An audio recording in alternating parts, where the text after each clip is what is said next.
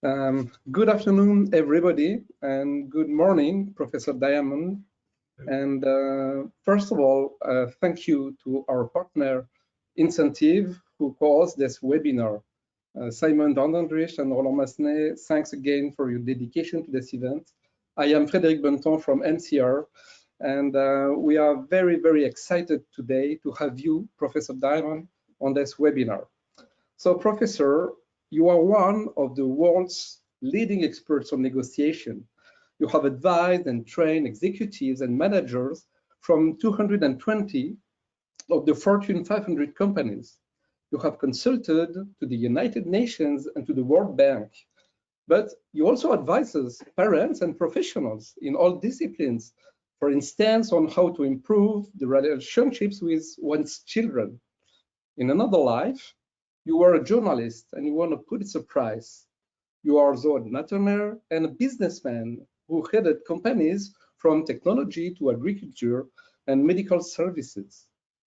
Finally, Professor, you have taught at Harvard, Oxford, and the Wharton Business School. Your course on negotiation at Wharton has been the most sought after course by students for 20 years.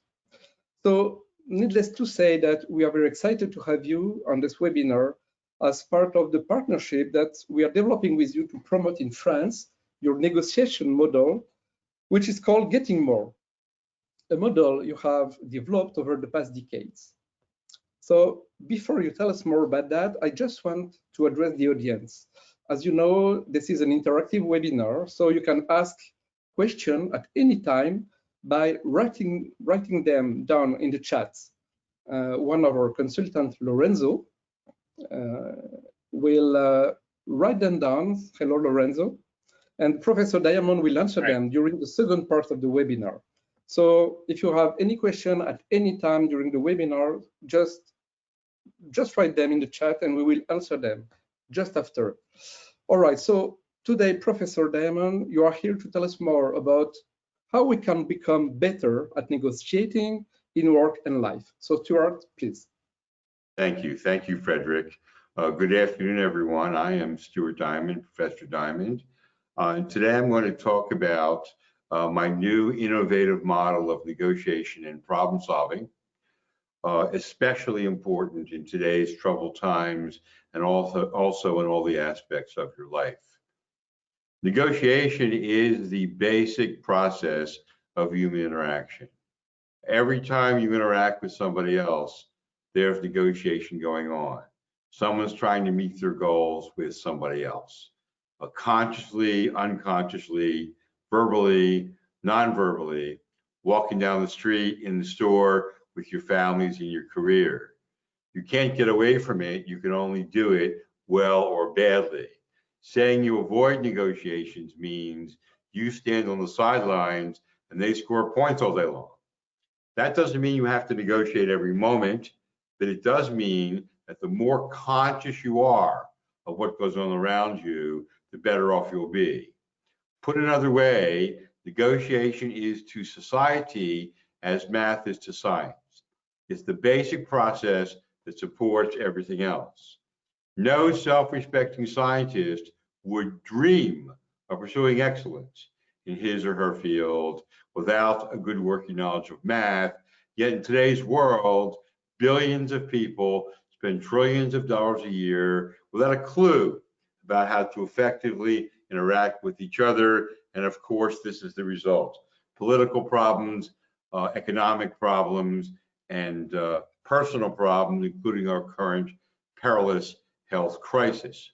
So I've spent about 30 years now trying to find out what's wrong. And we've studied, advised, taught more than 50,000 people in 60 countries, from country presidents to attorneys to managers to school children.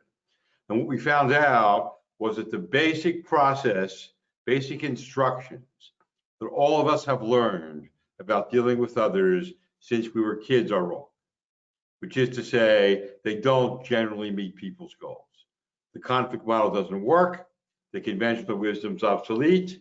Win-win, actually, who cares? And lack of an effective process.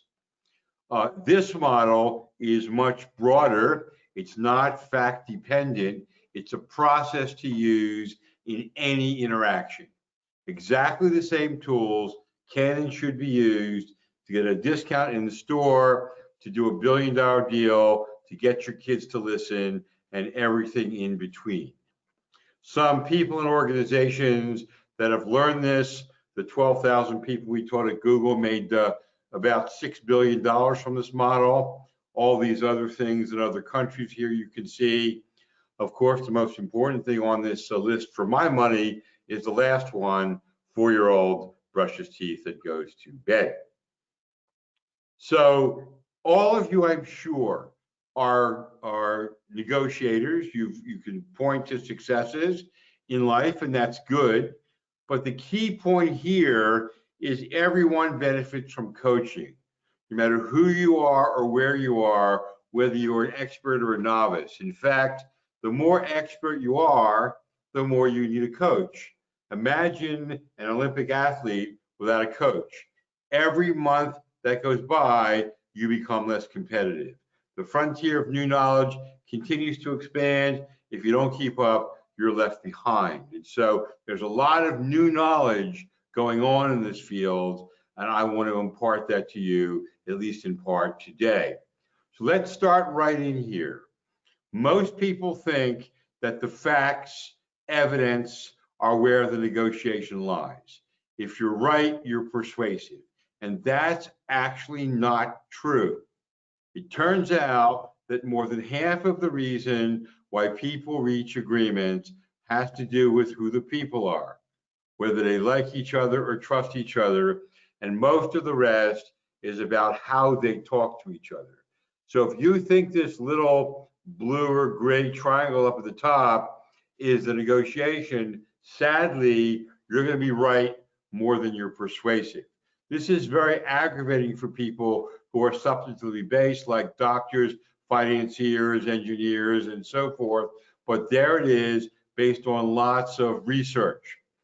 In fact, all this controversy about facts and fake facts, in my view, is just an inelegant way of saying that the facts don't matter. Studies show that if people like you, they will tend to believe what you say, even if what you say is false. If people don't like you, they will tend to not believe what you say, even if what you say is true. Frustrating for many, I know, that the truth is actually dependent, not objective, but that's the world that we now live in. Here is the model and what it replaces. It replaces all this stuff we learned since we were growing up. Power, leverage, logic, rationality, walkouts, win-win, threats, invoking competition, game theory, law and economics research that come from the 1970s. And if you think that's okay, try doing your job with 40-year-old tools. This model is based on psychology research that began in the 1990s and continues today on emotional intelligence, perceptions, and cultural diversity. And it generates 4 times as much value, twice as many deals, with each deal getting twice as much, for 2 reasons. Number one, if you understand their perceptions, you've got a better starting point for persuasion. And 2, if you value those perceptions, their perceptions, they're more likely to go along with you. So that the right answer to the question, I hate you, I hate your company, I hate your race, I hate your religion, is tell me more. This is an information collection system on the human psyche. More information equals more value. So that it is persistently collaborative. It's also persistently fair. You know, is this fair? Should this be fair to both of us? Knowing their perceptions also enables you to more precisely separate friends from foes. It is no longer the case, and hasn't been for a long time, that perceptions equals affiliations. 2 Muslims in Saudi Arabia may have less in common with each other than a white Christian in Paris. I know, I've met them. And so this notion that all people from France, Americans, Saudis, Muslims, Catholics, Jews are the same is just not true based on a lot of research in this area. People are very, very diverse, and the stereotypes are not the most important factor. So let's talk a little more closely about this important notion of perceptions. So here's a red dot that I put up, and I say to people, okay, write down the first thing that comes to mind. And I get all these things from red dot to streptococcus to orange circle. What does this mean? It means even with the simplest images, there's a lot of scatter in what people see. They don't all see the same thing, even if you think they do. Second, people don't see the whole picture. They see a small part of the picture. Right answer here is on the bottom right is white space, certainly more white space than red dot, and less than 5% of people see white space. And so those are two really important issues. Don't see the whole picture, see all kinds of different things. As a check on this, I started putting common words up on the screen and asking people to write down the first thing that comes to mind. And my favorite is the word woman, where I get lover, complaining, wife, litigation, all kinds of different ideas from the word woman. 1/3 of the people that we've sampled say the word man on the bottom left, men and women, defining something by its opposite. So you're at a meeting in your company and somebody says, we have to hire some more women on this team. And 1/3 of the people in the room physiologically hear, we have to hire some more men. What do you do about that? Well, you have to realize that what you think you said is not what they think they heard, especially when the stakes are high, which is now and most of the time. Try an experiment. Go into your favorite coffee shop when it's busy and not busy. See how many more mistakes they make when it's busy. They don't hear the end of your sentences. They've got this old expression in the Army. They tell you what you're going to do, what you're doing, and what you did. And because if they don't do that, people die. And so miscommunication based on misperception is the single biggest cause of negotiation failure the world over. And most people do not spend enough time and attention on that. This slide contains the main reasons for virtually all human conflict since the beginning of time. Even friends have different interests and cultures and perceptions. And when I say cultures, I mean the marketing department and the procurement department. And so think about this in the context of the recent union controversy in France. Completely different cultures, completely different perceptions. And unless you find that out first, that negotiation is not going anywhere, or it's taking a long time to actually get anywhere. Here's an interesting problem along this point. Convincing my spouse to ski again after having a bad fall on the last ski trip. The way to convince your spouse to ski again is to say, if I were you, I'd never ski again. That's right. Unless you value their perceptions, whether you agree with them or not, that conversation is not happening. Dad, tell me why you love smoking. Patient, tell me why you hate this medicine. So that means, once again, in the last controversy with the unions, each party should have said, tell me what you're feeling. What's your pain? Tell me why you don't like me. People persuade themselves by talking. What happens instead today? People say, our perceptions are different. You must be wrong. And it doesn't really get you anywhere. And that's the problem with much negotiation today. So what we're talking about here is dealing more effectively with differences. A lot of conflict over differences today, virtually all of it misguided. Studies show that the more different people are, as long as they value differences, the more money they make. One study found that companies with work groups that have significant internal perceptual differences create 3 times as many marketable ideas as consensus groups because of the resulting creativity. Another study found that for each 10% of diversity added to a city, net income for the region increases by 15%, a vast amount of value. That's why Silicon Valley is located outside of San Francisco. It's the most diverse city in the United States. So if somebody says to you with some frustration, I disagree, you should say something like, isn't that great? Just think of the opportunity here. Can we disagree some more? You want to turn the paradigm on its head. Now, how do you take all this and put it together to add value? What you do is you trade items that people value differently. And I'm just not talking about price for volume. I'm talking about all of the billions of synapses that people have. The CEO of a major company in Philadelphia once told me the most important thing he ever did for his major client in a 20-year business relationship was to pick up the client's CEO's mother-in-law at the Philadelphia airport one Saturday night. Has nothing to do with any deal, but it affects every deal. So that if you're a buyer and they're charging too much, to ask them what other business can they give you to make up the difference from you. If you're a seller and they want to buy it for less, ask them what other business they can give for you. What if you find out that you went to the same school? What if you find out that their kid has a computer problem and you can help them?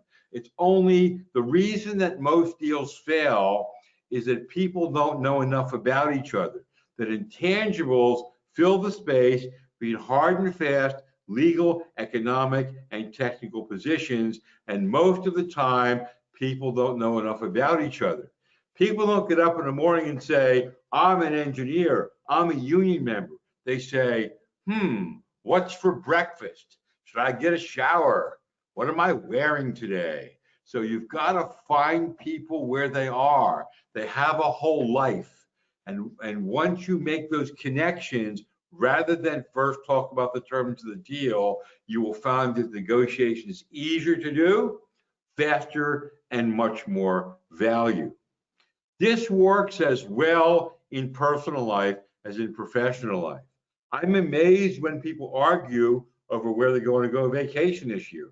Unless you're going to die this year, there's next year, there is where you go, what you eat, what you do, who picks up the kids when you come back. So kids are actually easy to negotiate if you know the trade.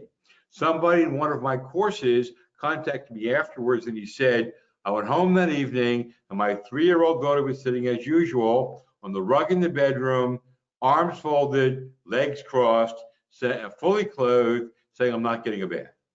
So he said, I said to her, I'll tell you what, if you get in the bath, I'll take your favorite songs and put them on my iPhone and serenade you when you're in the bath. He said within 1 minute, she was in the bath. He said, I tried something similar on her and her brother to brush her teeth and go to bed. Within minutes, he said, my entire relationship with my children had changed. There's a lot in our model on how to deal with families. In my family, we all decided on what tasks we're going to do. We draw our kid out, we trade things with them, and it works out just fine. Another really big mistake the world over in negotiation is that people get emotional. Emotion is the enemy of effective negotiation. It distracts people from their goals and causes them not to focus on what's important to them. Logic is the big lie. All negotiations begin emotionally, even if people are calm outside, especially when there are high stakes. This first paragraph, it explains a lot of the causes of emotions. What do you do about this? Well, first of all, what happens about this? Well, when people are emotional, they physiologically stop listening, they have cloudy judgment, and they lose focus on their goals.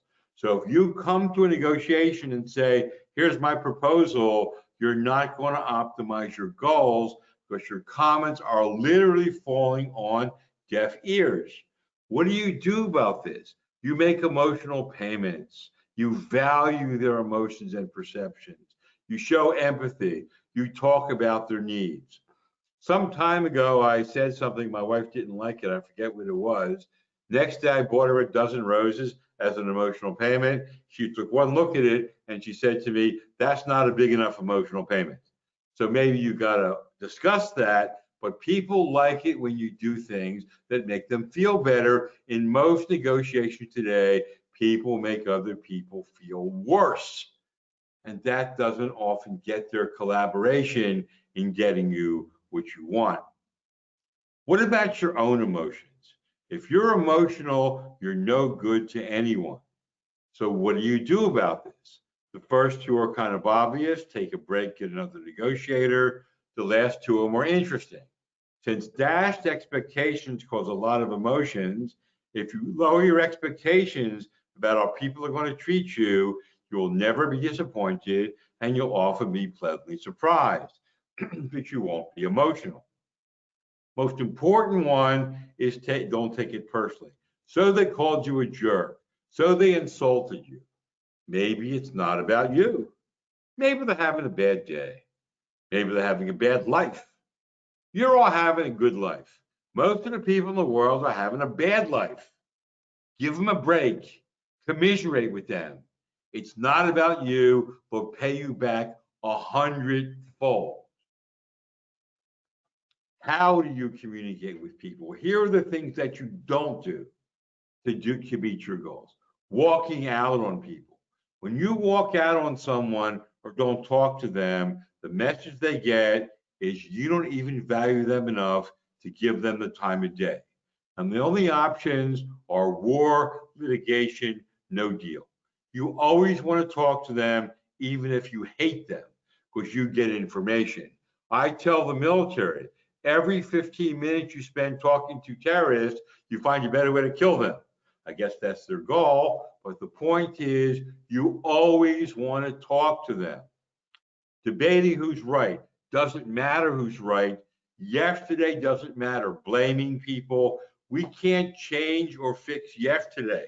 Effective negotiation is, what do we do now? And of course, in today's climate, people are blaming other people. What I want to know is, where's a list of the testing labs? Who makes reagents? Where are the masks? How do we do a task force? What do we do now in our company problem as opposed to blaming people for what's happened? Better communication. Say what's going on. We don't have any trust. Create a vision of where we can go and then turn potential conflict into collaboration. All of this is to try to meet our goals. People say goals, goals, goals, but that's not the real question. One of the major unasked questions in the history of the human race is, are our actions meeting our goals? And usually they're not. So each step of the way, what are our goals? Are our actions meeting them? Are we emotional? Are we distracted? Are we blaming them? Are we focused on yesterday? Are we not finding out and valuing our differences? Are we not trading items that we value unequally? So here are three then of the key questions. Number one, what do I want at the end of the process I don't have now? Number two, who are these other people? And number three, what tool should I use? And so the statement or the question, how do I negotiate with the Japanese, is a stupid question. There's 185 million Japanese. Who is sitting across from you? The same people are different on different days. Most people don't negotiate this way. They use power and leverage. And here's what happens. Revenge, retaliation, whether terrorism, malicious obedience at work, or the kid is kicking and screaming on the floor. Second, when people mistrust each other, they don't give each other the best ideas. And innovation, the lifeblood of economic growth, declines, and people waste time. So I want to show you something that may surprise you. First of all, here are the metrics of the model. Look at the difference between the two columns here. The people on the right, which only make 250,000 compared to 1 million for each unit time negotiating, irritate, insult, threaten, blame other people 3 to 4 times more. But the more collaborative people may get 2.5 times more better ideas. There is so much interpersonal conflict in France that compared to Sweden, that unemployment is 8% higher than it needs to be, and gross national product is 5% lower. That equals the entire total of the wine and tourism industries thrown out every year. In fact, despite romance novels, if you look at the purple line at the bottom, France is a more conflictive country than Pakistan and almost as conflictive as Rwanda. And so here we are. This is the World Value Study, OECD and World Bank numbers. And so you can see what happens here, what's important here. The US is in the mid-30s, Sweden and Netherlands much higher. This is a very important thing to pay attention to. Old expression, I've met the enemy and it is us. So here are the 12 invisible strategies that become visible once you see it work for you for the first time. We've covered some of these a little bit. There's much more in depth to learn, but these are the things that will make you better negotiators in all of the things that you do. And this is not a manipulative strategy, it's a transparent strategy. The more people who know it, the better off everybody will be due to adding more value. Whatever you do here, this process should be incremental. In a risky world, big steps, they make people nervous. So try to break your negotiation into smaller steps. I've got a little kid story to mention to you that you might appreciate. Watch kids instinctively negotiate. Could I have a cookie? Well, could I have half a cookie? Well, could I have a quarter of a cookie? Well, could I have a little crumb of a cookie? The reason kids say that is kids instinctively know that the distance between, I should say, a crumb of a cookie and a whole cookie is less than the distance between no cookie and a crumb of a cookie. So do things smaller. You'll find out being more modest about your ask will get you more in the long term. Whatever you do here, none of you is ever going to be me or each other. And so don't try to mimic what I say. The idea is for you to be yourselves better, not somebody else. Those books and courses that say you're too hard, you're too soft, you have to change, it's a bunch of garbage. What you should do is take these principles and say to yourself, how would I incorporate that in my most comfortable negotiation style? So instead of learning a bunch of tricks or tactics, you've internalized these and you become more persuasive people in all the things you do. The more you practice with this, the better off you're going to be. The first time you see one of these tools work for you, you'll own it until you then it'll be words on a page. And so this is the beginning, I hope, of a change in the rest of your life. Here are some, and you'll wind up, of course, with much more jelly beans and everything else. And here's a website that you can contact MCR if you want to have more on this. Frederick? Yeah, this is great, Professor. Thank you. And just before we turn to the audience for questions, I have 2 questions for myself, if I may.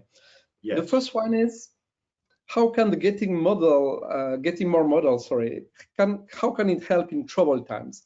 Because, you know, business is really becoming difficult, and I think we will see people defaulting back, you know, to the win-lose strategy. I win, you lose. The conflict is a way to negotiate, especially in France. In troubled times, people are stressed out and they're emotional and they don't think straight. So you've got to help them. You've got to give them emotional payments. You have to say, we're all in this together. This is stressful. When people are screaming at you, you have to think, especially if you're quarantining with your family, they're screaming at you because they're frustrated and you happen to be the nearest person around. Do not take it personally. Discuss their pain. If they're hard bargainers, try to figure out, what can I do for you? Do we want a better situation?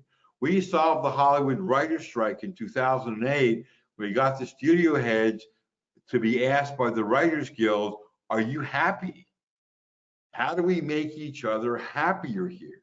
In my household, I own the dishwasher, my kid owns the trash, and my wife does the cooking, and we eat dinner exactly 6 o'clock every night. And so a structure, unstructured situations cause people to get more stressed out. Developing some structure in your life will help a lot better. Okay, thank you very much. And my second question is, how long does it take to master the getting more model? Oh, 5 minutes. To master the model, okay, a little longer, but 5 minutes to make the first tool work for you. Try these tools one at a time. Go into a store, ask if they ever give a discount. Get some information about how you and the world interact with each other. And you will find that little by little, you will get better and better. And the more situations you see, the more you'll seem quick on your feet, because you'll be pre-prepared. And so that's how you would do this. I got a letter from somebody from Brazil, and he said he couldn't close a deal for a year, and he closed the deal after reading the second chapter of my book. And so it doesn't take a long time, but you actually have to do it. Okay, that's good to know. Lorenzo, do we have any question from the audience? Yeah. Well, first of all, thank you, Professor Diamond and Frederick, for all of this. We do have a few questions from the audience. Yes. And the first one, which is actually related to the lockdown situation, yes, and to what you were saying about kids, is yes. So it's, hi, Professor, my kids are always asking for attention when I'm working from home. They don't understand that I'm not available during daytime. What should I do? Thanks. What your family really wants is quality time more than FaceTime. So organize with your kids the day. On the internet are lots of kind of things, projects, arts and crafts, etc. And so plan a project with your kids. They'll do it by themselves during the day. You'll take a break for lunch, you'll talk to them. And then later in the evening, you'll go over the project together and spend some time with them. So you've given some things to your kids that will occupy them and they'll like. You have that discussion with your kids. Kids aren't stupid. They just don't have enough communication skills as adults. And then you'll spend time with them in the evening. There's lots of things to do. My kid is 18 years old and they had a virtual prom. Prom is a dance at the end of their senior year. And they're all dressed up in tuxedos and formal wear. They put on dance music, and each of them in front of their computer, they danced together and had contests. So be creative with them, and they will look in on them every hour. How you doing? Don't forget, we're meeting together at 5 o'clock tonight. We're having dinner together. What would you like for dinner? Those are the ways to draw kids out and give them something to do on their own, looking forward to that time they'll spend with you. Okay, thanks. We have a bunch of other questions. Before I ask them from the audience, before I ask them, I just want to remind you guys that if you want to ask a question, you just have to write it down on the form. We will receive them. I will read them and then read them back to Professor Diamond. Okay. So the second question is, so how do you know when it's time to stop asking questions to build up a relationship with the other party? For example, in France, I'm paraphrasing. For example, in France, it could be not polite to ask someone about his or her family or his or her personal life. Sure. Well, you decide how you should do this. You know, maybe you won't say how many kids you have, but there's some other things you can say. When I go to the rural areas of New Jersey to talk to people, if I don't know what to say, I'll say, are there any bears in the garbage this week? In other words, the more you make this a connection of something familiar to the other party, and you decide how personal it is or not, then you'll make the connection. How is everybody doing in this age of COVID-19? I understand there's some vaccines being produced. What do you think about that? You know, you find something that's common to the parties, and you talk about it. It doesn't have to be your kids if that's not comfortable, or if you don't know if you should ask something, ask for permission. I'd like to get to know you a little better. Is that all right with you? For example, I have a teenager that used to talk to me until they were 13, and now they don't talk to me anymore. So, you know, just bring some stuff up to try to make the connection. And the more you do this, the better you'll get at it. I once, when I was at the New York Times, was asked to interview the new CEO of Mobil Oil. And I didn't know the guy from anybody. So I got the oldest stories I could find in the library. And in New York City, in the taxi on the way over, I read them, and I found that this guy was a tennis star in high school. So after I met him for the first time and we exchanged pleasantries, I said, I understand you were a tennis star in high school. Do you still play? And then I became his new best friend. I don't have to ask him who he dates or what his favorite food is. I'll find something to make a personal connection with you. Okay, well, about personal connection, there's another question, which is, how do you make connection in corporations? Because corporations tend to be a lot more dehumanized. Maybe you don't have contact with the same people all the time. So, like, is it relevant? How do you make it work with a corporation? I found the new Airbnb the other day. Are you interested? I understand that there's a really good opera performance at this place this weekend. Did you hear about it? There's a, you know, what do you think about this soccer game going on today? Gee, I wish we could get sports back pretty soon. What do you think? It's not hard to do it. People are human beings. They have a whole life there. I mean, certainly they're friends with somebody. Every single relationship in your life, except for your family, began as a transaction.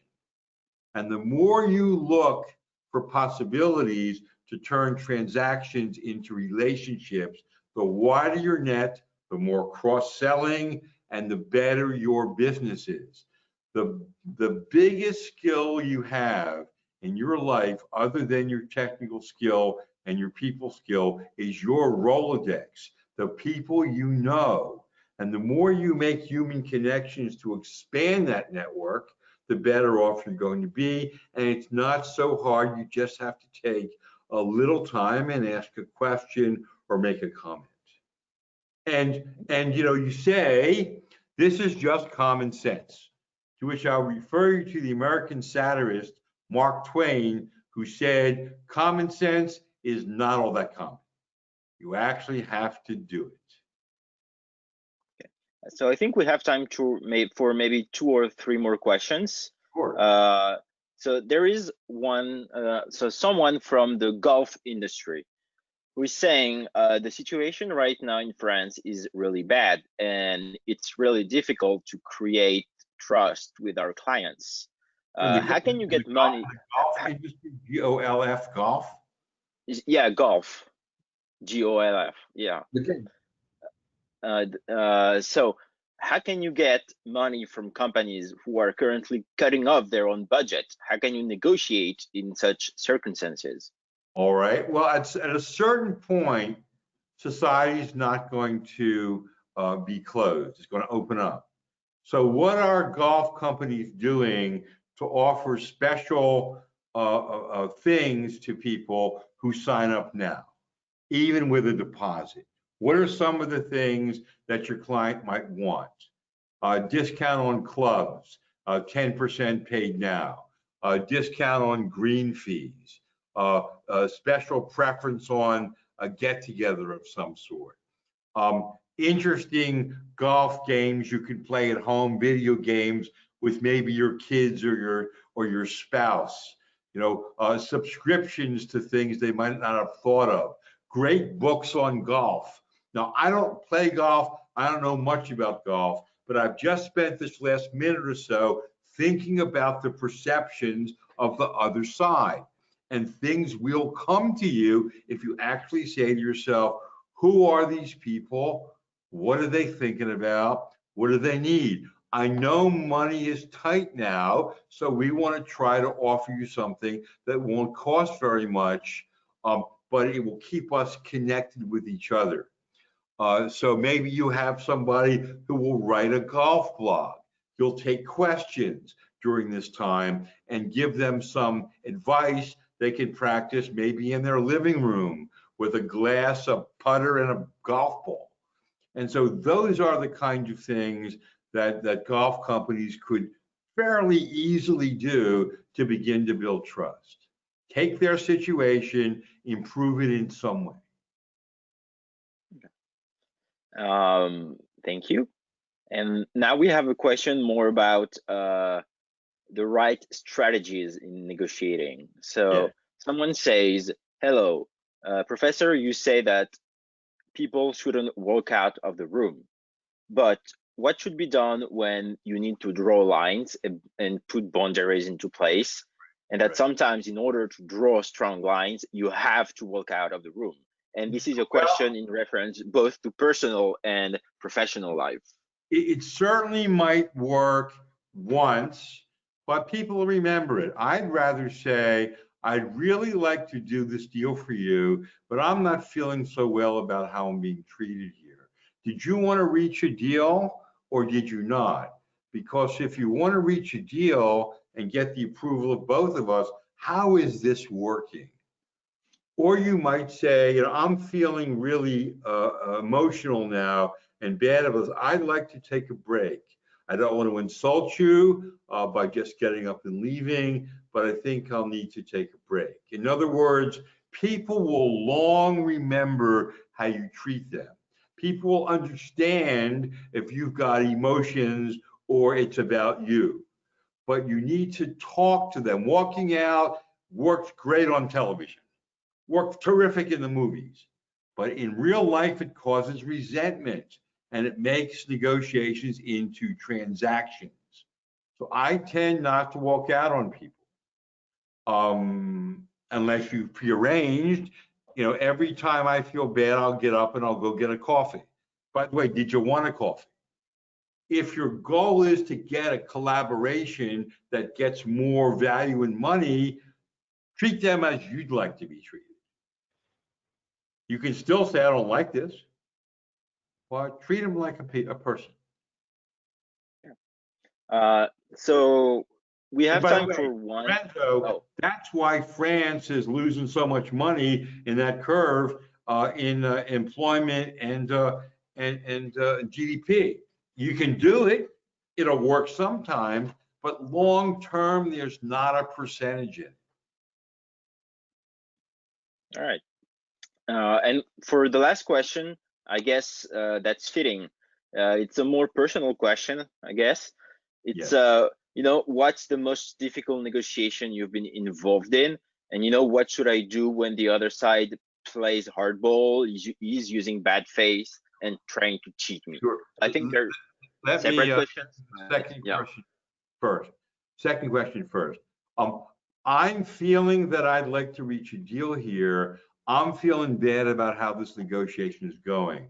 Hard for me to give you the best I have when I feel like I'm being beaten up. I have to report to people too, and I'm wondering why you think it's important to treat me this way. If you treat me a little better, we'll probably give you more, because we'll trust you more. So why is it you're doing it this way? Wouldn't you like to give us some more? Wouldn't you like to, I'm sorry, wouldn't you like us to give you some more? That's what I would tend to do. Now, at a certain point, you've got to walk away. What I'm suggesting is there's much more to do before walking away. Understanding perceptions, trading something, using a better process. In terms of the most difficult negotiation that I ever had, it's too long a story, but I was once taken hostage by the president of Congo and held at gunpoint. And we talked our way out of it by being incremental and finding a third party that would actually listen to him. That was in 2000. It was in a broken Diamonds for Tank deal with Ukraine. If any of you want to take my course, I'll tell you, but it's a long story, but it's turned out okay. Okay, well, glad to hear it. Okay, that's all the time we had for questions. So thank you so much. And Frederick, if you want to conclude. Oh yes. As a conclusion, so really thank you, Stuart, for this. It was very interesting.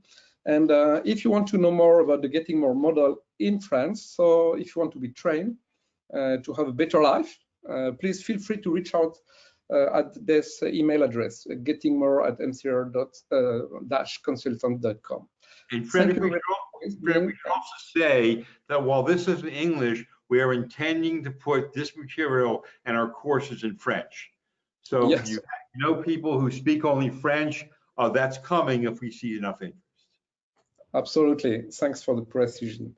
So take care, everybody, and thank you very much. See you to our next webinar with incentive on the 5th of May. All right. Thank you, everyone. Thank you, everyone.